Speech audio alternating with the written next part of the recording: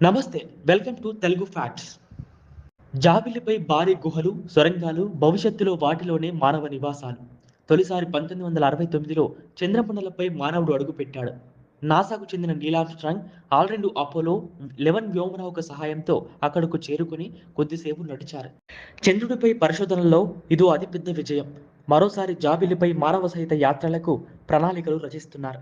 అలాగే చంద్రుడిపై మానవుడు శాశ్వత నివాసాలను ఏర్పాటు చేసుకునేందుకు ప్లాన్ చేస్తున్నారు.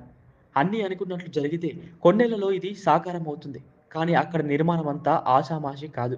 చంద్రుడిపై పరిశోధనల్లో మరో ముందడుగు పడింది. జాబిలి ఉపరితలంపై భారీ గుహను శాస్త్రవేత్తలు గుర్తించారు.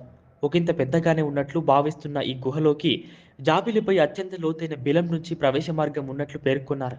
తొలిసారిగా చంద్రమండలంపై మానవుడు దిగిన ప్రాంతానికి సమీపంలోనే ఇవి ఉండటం విశేషం. 55 ఏళ్ల కిందట అమెరికా అంతరిక్ష పరిశోధన సంస్థ నాసా వ్యోమగాములు నీల్ ఆర్మ్‌స్ట్రాంగ్, బుజ్ ఆల్డ్రిన్‌లు దిగిన ప్రదేశానికి సమీపంలోనే ఈ గుహ ఉంది. నాసాకు చెందిన అపోలో 11 వ్యోమనౌక దిగిన సీ ఆఫ్ ట్రాంక్విలిటీ ప్రదేశానికి 400 కిలోమీటర్ల దూరంలో గుహ ఉన్నట్లు వెల్లడించారు. లావాతో కూడిన సొరంగం కుప్పకూలడం వల్ల గుహ ఏర్పడినట్లు భావిస్తున్నారు. చంద్రుడి ఉపరితలంపై ఇలాంటి 200కు పైగా ఉన్నట్లు గుర్తించామని చెప్పారు. చంద్రుడిపై పరిశోధనలకు నాసా ప్రయోగించిన లునార్ రికనాissెన్స్ ఆర్బిటర్ సేకరించిన డేటాను ఇటలీ శాస్త్రవేత్తలు విశ్లేషించారు. ఈ సమాచారాన్ని భూమిపై ఉన్న లావా సొరంగాలతో పోల్చి చూశారు. ఈ క్రమంలో ఒక గుహకు సంబంధించిన కొంత సమాచారాన్ని ఈ రాడార్ డేటా వెల్లడించింది. దాదాపు 40 మీటర్ల వెడల్పు, 10 మీటర్ల పొడవు ఉండొచ్చని అంచనా వేస్తున్నారు. ఇది భవిష్యత్తులో వ్యోమగాములకు సహజసిద్ధ షెల్టర్‌గా ఉపయోగపడుతుందని శాస్త్రవేత్తలు పేర్కొన్నారు.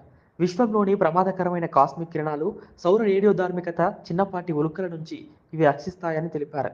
చంద్రుడిపై పురాతులతో ఆవాసాల నిర్మాణానికి చాలా సమయం పడుతుందని, పైగా అది సవాళ్లతో కూడుకున్న వ్యవహారమని శాస్త్రవేత్తలు పేర్కొన్నారు. గుహల్లోని శిలలు, ఇతర పదార్థాలు లక్షల ఏళ్లుగా వెలుపలి, కఠిన వాతావరణ పరిస్థితులకు గురై ఉంటాయని వివరించారు. అందువల్ల వాటిని పరిశోధించడం ద్వారా చంద్రుడి పుట్టిక గురించి లోతైన వివరాలు తెలుసుకోవచ్చని అభిప్రాయపడ్డారు. ముఖ్యంగా అక్కడ అగ్నిపర్వతాల చర్యపైన అవగాహన ఏర్పడుతుందని తెలిపారు. దీనికి సంబంధించిన పరిశోధన ఫలితాలను నేచర్ ఆస్ట్రానమీ జర్నల్లో ప్రచురించారు. దశాబ్దాల మిస్టరీ తర్వాత ఎట్టకేలకు చంద్రుడిపై గుహల ఉనికిని నిరూపించడం చాలా ఆనందంగా ఉందని ఈ అధ్యయనానికి నేతృత్వం వహించిన ఇటలీలోని ట్రెంటో యూనివర్సిటీకి చెందిన లియోనార్డో క్యారెర్, లొరెంజో బ్రుజోన్లను వ్యాఖ్యానించారు. చంద్రుడి ఉపరితలంపై ఇటువంటి వందలాది గుహలు, వేలాది లావా సొరంగాలు ఉన్నట్లు తమ పరిశోధన సూచిస్తుందని అన్నారు.